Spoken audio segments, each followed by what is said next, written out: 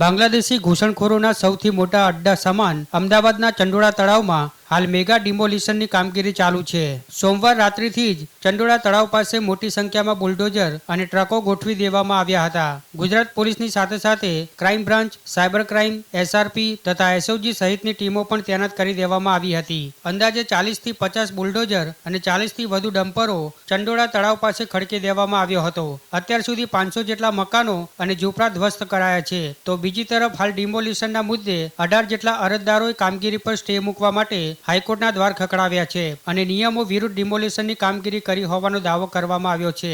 અરજીમાં એવો પણ ઉલ્લેખ કરવામાં આવ્યો છે કે અહીં રહેતા લોકો બાંગ્લાદેશી નથી અને ખોટી રીતે અમારા મકાન તોડી પાડવામાં આવી રહ્યા છે। આ સિવાય કોઈ ગેરકાયદેસર વિદેશી છે કે નહીં તેનો નિર્ણય ફોરેન ટ્રિબ્યુનલ નક્કી કરે છે, તેથી તેની સામે કાર્યવાહીના ભાગરૂપે ગેરકાયદેસર રીતે ઘર તોડી ન શકાય। અમને ન તો કોઈ નોટિસ મળી છે અને ન તો પુનર્વસનની કોઈ વાત કરવામાં આવી છે। જો કે આજે હાઈકોર્ટમાં જાહેર રજા હોવા છતાં તત્કાલ સુનાવણીની માંગ કરવામાં આવી છે।